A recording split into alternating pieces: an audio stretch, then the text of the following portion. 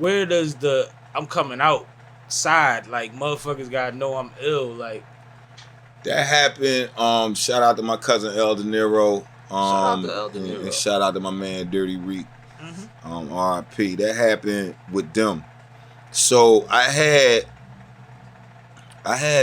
a cousin that was with Major Figures. Mm-hmm. And prior to, I have another cousin named Nah, who was extremely solid, you know, with Rick Lowe. Because Rick Lowe and Nah, they were best friends. Okay. And Rick Lowe was always like in the house. You know, it was family. Mm-hmm. And Wallow Mm-hmm. was my cousin Nah and Rick's homie.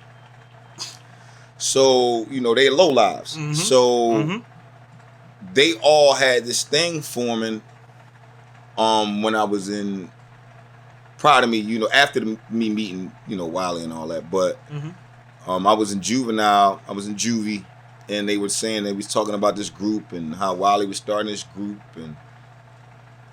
and they were like, yo, you know, my cousin was like, yo, when you come home, man, you know, you can be down with it, this, that, and the third. And I'm like, yeah, all right, cool. And unfortunately, you know, guys got incarcerated. Rick got incarcerated. Wallow got incarcerated.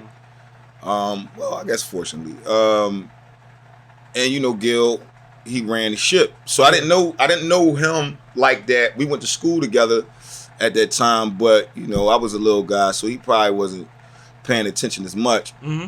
And so when they started it and I came home, my cousin LD was already, you know, rapping with the crew. So now I'm going around them with him. Mm-hmm.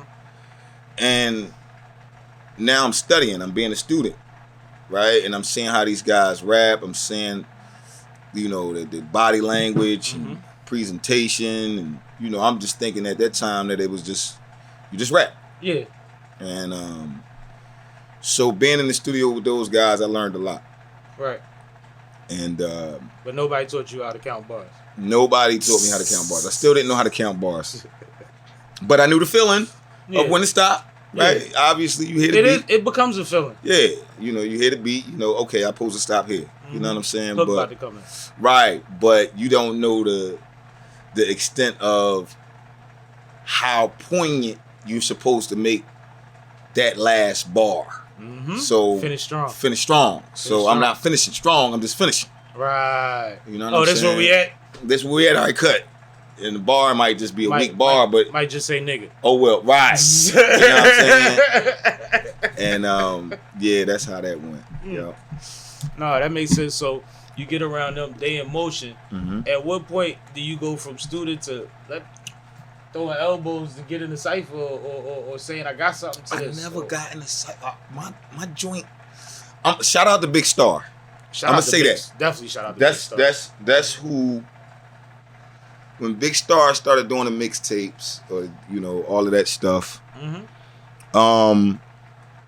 And when he started doing the but it wasn't even. Yeah, there was DVDs back then. Right. But there was videotapes. He was doing them on tapes. I was about to say they was VHSs. They was VHSs. And so I had a couple when Star initially heard about me rapping was through El De Niro and everybody. Okay. And he had placed me on one of his DVDs.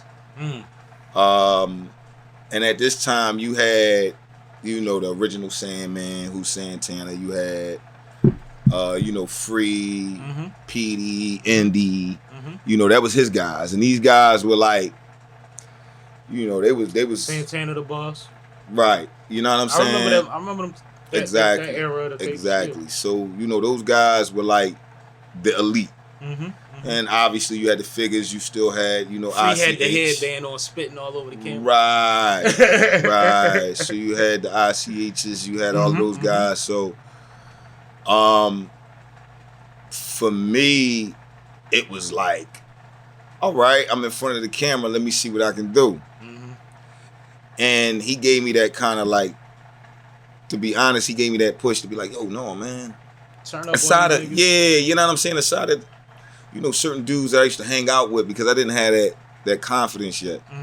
So getting in front of that camera was like the training also. Dope. And that's what I was thinking when you said it. I'm like, so I wonder if that's when the energy came across. Cause like you have a persona, you have a energy that just comes across. Like you look like you mean what the fuck you saying. You know what I'm saying? And I do. I didn't know if that was always a thing, or if Star said, "Look, we gonna do this one more time. I need you to give me that Nah. because on them tapes, once you was on them motherfuckers, you was Philly famous on the com. Like, you know what I mean? Not all, you might not have been getting chased around a mall by all the chicks, but they niggas was talking about you, and they had to watch you with they niggas. Yeah, no like doubt. it was different. No doubt. You know what I mean? We used to watch them joints on repeat. Yeah. Something to smoke to, something to have in the background while we kicking it, something to get your hair cut to. Right. Like that was the thing. That was the thing. But did you see momentum? Did you feel momentum? Did you care? I felt the momentum. Okay. I didn't care. I had a feeling you did. I didn't care. I don't think that's your personality. No, I didn't care, but I felt the shift. There was no money behind it. There was no money, and I think it was almost taboo to say you were a rapper. Absolutely. Absolutely. If you were really like being a rapper, dudes kind of looked at you different. You can't tell street niggas I'm a rapper. Right. Exactly. So right.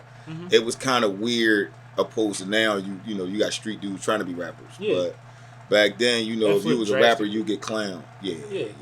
Because rappers wasn't getting no money, quote unquote. You know what I mean? So except like, for somebody like a Hammer. Right. That ain't nobody running around the Speedos. Dudes gonna laugh at you. You like you a rapper. You know what I'm saying? Yeah. And so certain guys, that's why I give it to Gil and them because certain guys made it cool. I think Gil understood the power of his voice early on. Because Gil quickly rose to the most popular member of the Figures because you heard him the most on the mixtapes. Right. He ad-libbed everybody verses. He talked shit in between. He was calling niggas to the mic. Right. You know what I mean? No I think doubt. he understood that. Like on a Puff level, kind of. Like Puff used to juice his voice too. Right. Early on, if you think about the Bad Boy mixtapes and all that shit. Right. I think certain people just get it. Some of us just be rapping and then be a nigga like, watch this. Yeah, you know doubt. what I mean? No doubt. And it ain't just about bars with them. Yeah. It's the whole persona. Yeah, absolutely. Did you see that? You feel that? Because I'm assuming. I saw it. Yeah. Yeah, I saw it. Yeah.